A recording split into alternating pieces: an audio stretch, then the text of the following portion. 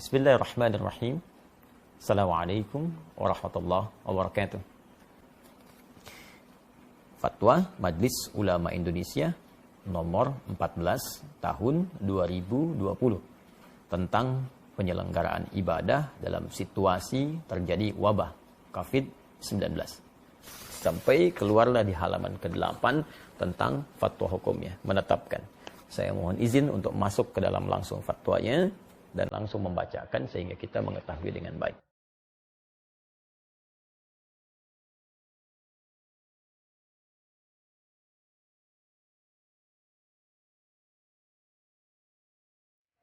Saya bacakan satu-satu. Satu, setiap orang wajib melakukan ikhtiar, menjaga kesehatan, dan menjauhi setiap hal yang dapat menyebabkan terpapar penyakit, karena hal itu merupakan bagian dari menjaga tujuan pokok beragama, atau ad-darurat al-khams.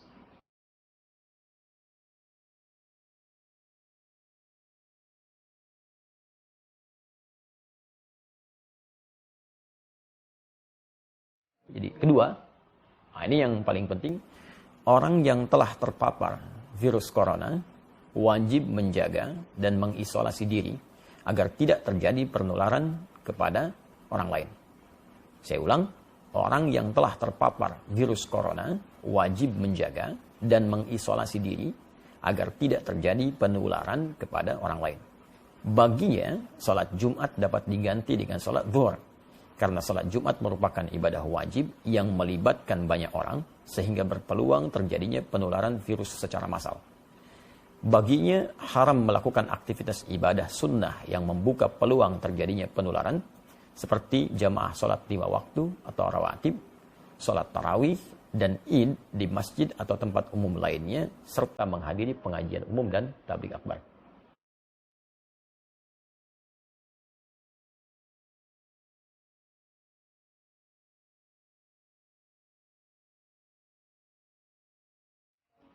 Tapi fatwanya belum selesai sampai di sini.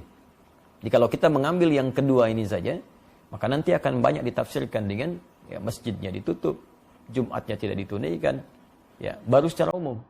Sedangkan kondisi belum selesai disampaikan.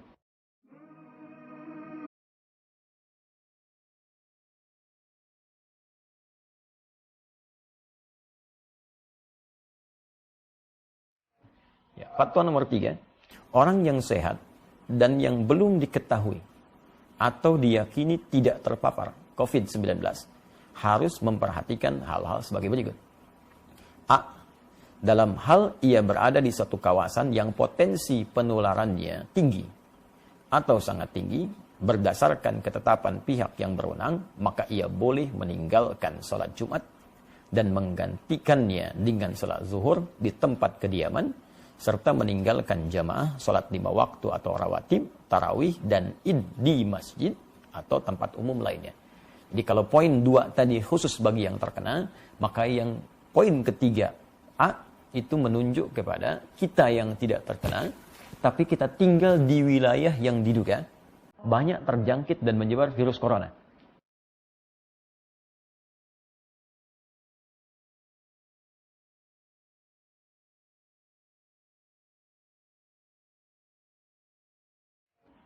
Pada poin B, dalam hal ia berada di suatu kawasan yang potensi penularannya rendah. Tolong disimak baik-baik. Dalam hal ia berada di suatu kawasan yang potensi penularannya rendah, berdasarkan ketetapan pihak yang berwenang, maka ia tetap wajib menjalankan kewajiban ibadah sebagaimana biasa dan wajib menjaga diri agar tidak terpapar COVID-19, seperti tidak kontak fisik langsung, bersalaman, berpelukan, cium tangan, kemudian membawa sejadah sendiri dan sering membasuh tangan dengan sabun.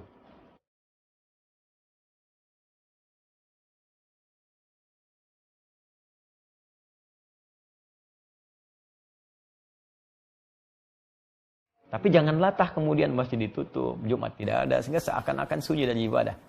Nah, hanya mungkin di fatwa ini juga, ini kami mengusulkan.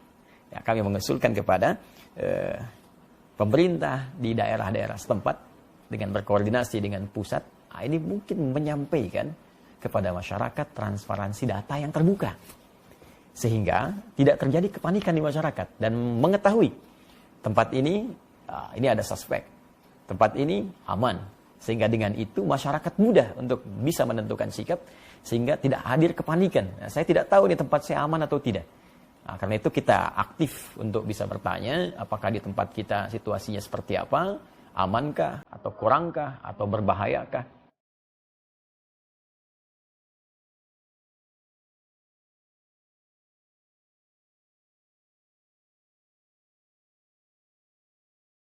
Empat, dalam kondisi penyebaran COVID-19 tidak terkendali di satu kawasan yang mengancam jiwa, umat Islam tidak boleh menyelenggarakan sholat Jumat. Saya bacakan, umat Islam tidak boleh menyelenggarakan sholat Jumat di kawasan tersebut sampai keadaan jadi normal kembali dan wajib menggantikannya dengan sholat zuhur di tempat masing-masing.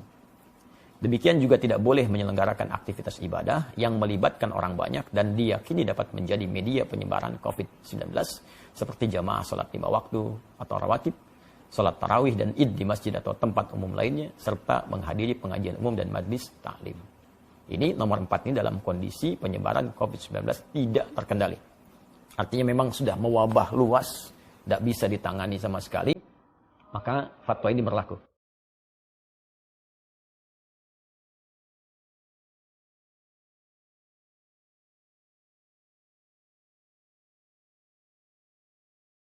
Maka saya tegas ingin menyampaikan, kalau tidak punya ilmu, tak paham, sudah ikuti instruksi yang ada, jangan bikin fatwa masing-masing. Jangan sampai Anda bisa mengatakan misalnya, mohon maaf, ini kan bagian dari ibadah itu wajib kalau wafat sedang dalam keadaan sholat. Wafat itu tidak ada kaitan dengan virus atau yang lain, kalau sudah tiba ajal ya wafat. Tapi ketentuan syariat mesti kita ikuti. Nabi saja meminta kita untuk menjaga diri. Anda bukan Nabi, bukan Rasul, menganjurkan sesuatu yang bertentangan, maka itu sangat hal yang tidak diharapkan.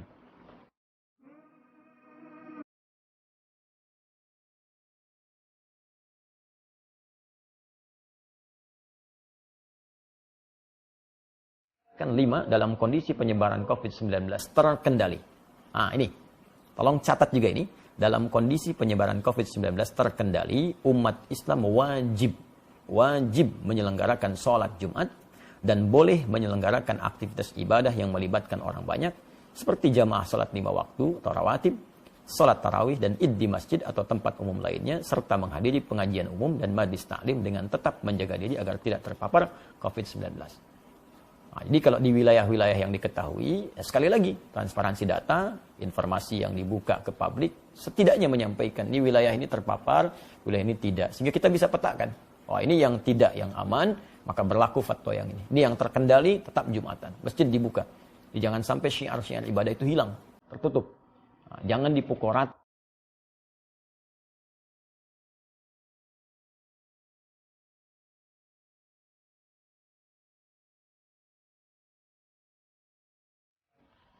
Enam, pemerintah menjadikan fatwa ini sebagai pedoman dalam menetapkan kebijakan penanggulangan COVID-19 terkait dengan masalah keagamaan dan umat Islam wajib menaatinya.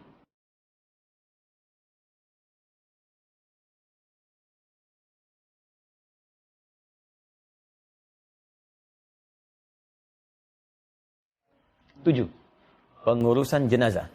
Tajhiz al-janaiz yang terpapar COVID-19 terutama dalam memandikan dan mengafani harus dilakukan sesuai protokol medis dan dilakukan oleh pihak yang berwenang dengan tetap memperhatikan ketentuan syariat, sedangkan untuk mensalatkan dan menguburkannya dilakukan sebagaimana biasa dengan tetap menjaga agar tidak terpapar COVID-19.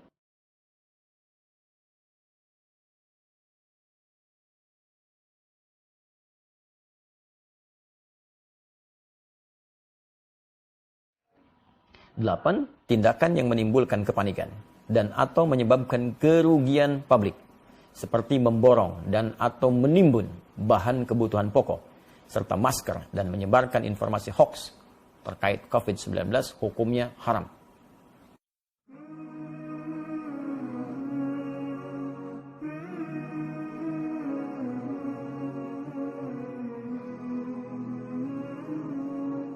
Terakhir 9. Umat Islam agar semakin mendekatkan diri kepada Allah Subhanahu wa taala dengan memperbanyak ibadah, taubat, istighfar, zikir, membaca kunut nazilah di setiap salat fardu, memperbanyak salawat, sedekah, serta senantiasa berdoa kepada Allah Subhanahu wa taala agar diberikan perlindungan dan keselamatan dari musibah dan mara bahaya.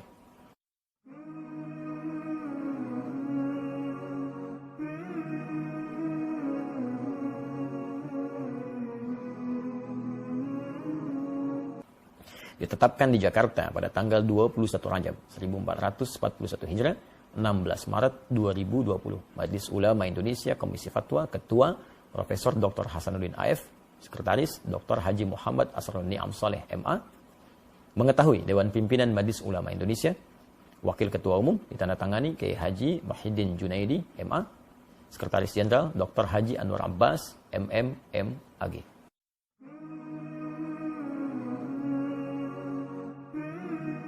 غرباء